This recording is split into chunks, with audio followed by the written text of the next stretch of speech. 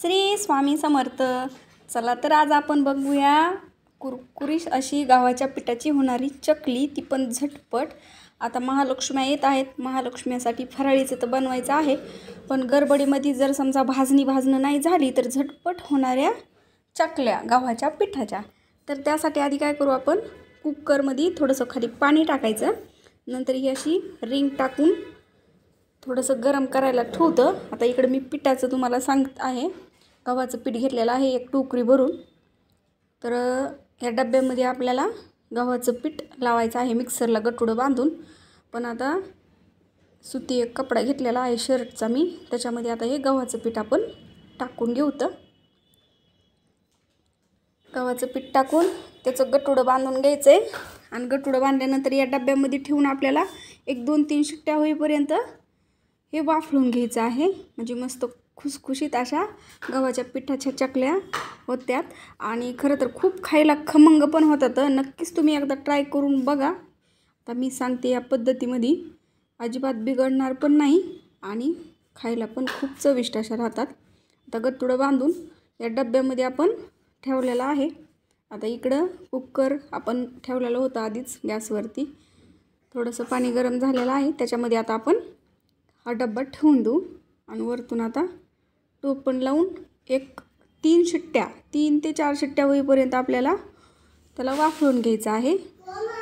पीठ वाफळलं का की काय होतं, चकल्या छान खुसखुशीत होतात. तर बघा, असं गठुडं सोडल्यानंतर वाफळल्यानंतर तुम्हाला दाखवते, एकदम निब्बरडक असा उंडा पीठ होतं ते. आता थोडंसं फोडल्यासारखं केलं म्हणजे, नाही तर पूर्ण घट्ट जेवढ्याला तेवढं राहतं ते, जसं बांधलं तसंच. तर आता याला ठोंब्याने आपण फोडून घेऊ. तर आधी मोठे जे आहे ते ठोंब्याने फोडून घ्यायचं. नंतर त्याला हाताने चोळून, किंवा मग लईच मोठं निब्बर राहिलं तर मग तुम्ही मिक्सरच्या भांड्यामध्ये थोडंसं फिरून घेतलं तरी पण चालेल. तर आता हाताने आपण आणि चोळून घेऊ याला, कारण की आपल्याला एक पण गाठ ठेवायची नाही आहे चकली बनवताना. पूर्णपणे एकदम पीठ चाळून पण घ्यायचं आहे.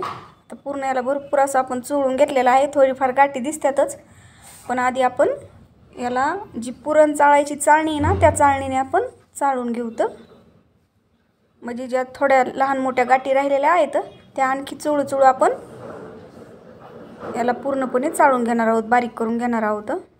तर बघा, असं पूर्ण बारीक पडतं. आता सगळं पीठ आपण चाळून घेऊ. तर बघा, चाळून घेतलेलं आहे मस्त, अजिबात गाठ राहत नाही. कारण की आपण आणि पीठ बघू शकता एकदम असं भुसभुशीत म्हणलं तरी चालेल, कारण की भुसभुशीतपणा येतो पीठ उकडल्यानंतर. तर 1 चमचा आपण घरीच धना पावडर बनवलेले आहे, त्याचे 1 चमचा छोटा धने पावडर टाकलेले आहे. आणि 2 चमचे आपण लाल तिखट टाकून घेतलेला आहे. नंतर एक अर्धा चमचाच हळद टाकून घ्यायची आहे. आणि ओवा आपण घेतलेला आहे भरपूर असा. ओवा हातावर चांगला चोळून घालून घेऊ. तर मस्त अशी चव येते. नंतर पांढरे तीळ घेतलेले आहेत, ते तीळ घालून घ्यायचे.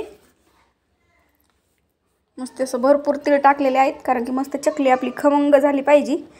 आणि चवीनुसार मीठ टाकून घेऊ. तर आता ही चकली बनवताना आपल्याला कडकडीत तेल आणि तेलाचं प्रमाण, आता मी दाखवताना भरपूर तेल घेतलेलं आहे, पण एवढं तेल टाकणार नाही. कारण की तुम्ही जर जास्त तेल टाकलं तर चकली तळताना पूर्णपणे विरघळू शकते, पूर्ण चकलीच तयार होणार नाही, तुम्हाला सांगते मी. कारण की जास्त जर तेल वापरलं तर लईत लई 1 चमचाभर, छोटासा चमचाभर तेल वापरायचं, कारण की थोडासा खुसखुशीतपणा आणि मस्त असं कुरकुरीत होत म्हणून. पण ह्या तेलाचं एकदम लक्षात ठेवा, कारण की बऱ्याचशा जणांचं या गोष्टीमध्ये बिघडतं. जास्त तेल घेतलं की नंतर पूर्ण चकली आपली तेलात टाकल्यानंतर विरघळते. आणि तुम्हाला सांगते, जर तुमच्याकडून बिघडलं आणि चकली जरी विरघळली तर त्यासाठी पण उपाय सांगते. नंतर आपण जे गव्हाचं पीठ रेग्युलर चपात्याला वापरतो, वाफळलेलं नाही असं साधं, ते त्याच्यामध्ये टाकून तिखट मिठाचं प्रमाण कमी जास्त करून तुम्ही उंडा पूर्ण त्या पिठामध्ये मळून घ्यायचा. तिखट मीठ थोडंसं वाढवायचं आणि मग चकल्या बनवायच्या. जर तसं बिघडलंच तरचा प्रश्न सांगते, पण मी सांगितलं या पद्धतीत जर बनवली तर अजिबात चकली बिघडणार नाही आहे. एवढ्या गोष्टी लक्षात ठेवा. आणि बिघडली तरी त्याच्यावर उपाय म्हणून मी सांगितलेला आहे.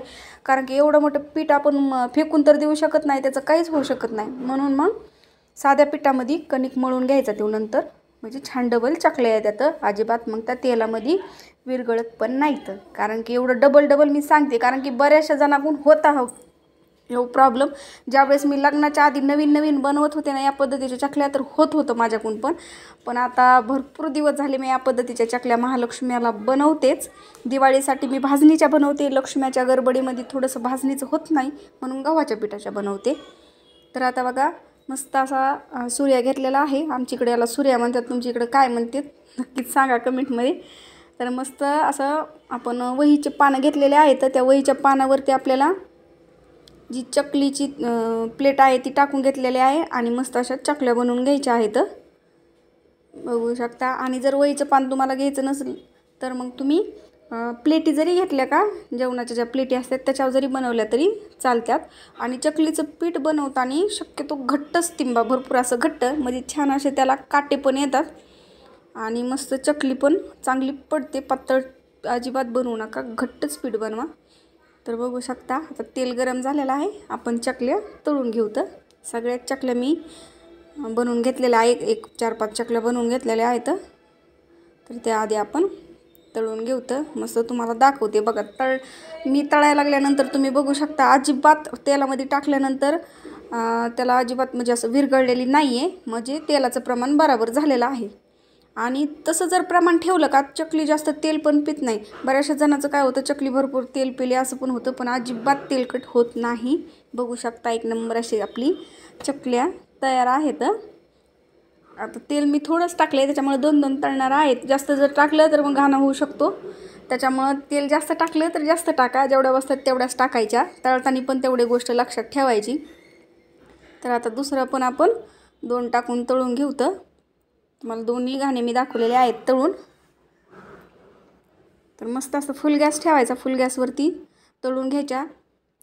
मस्त बघू शकता सगळ्या चकल्या मी तळून घेतलेल्या आहेत. झटपट होणारी गव्हाच्या पिठाची चकली एकदम खुसखुशीत होते जर या पद्धतीत बनवली आणि मी ज्या टिप्स सांगितल्यात त्या जर तुम्ही फॉलो केल्या तर एकदम कुरकुरीत अशी चकली आहे बघा. आणखी थोडी गरमच आहे, गार झाल्यानंतर याच्यापेक्षा जास्त खुसखुशीत म्हणलं तरी तुम्हाला लागणार ती. तर मस्त असं बघू शकता काटे पण छान आलेले आहेत. मस्त अशा चकल्या आपल्या तयार आहेत. धन्यवाद.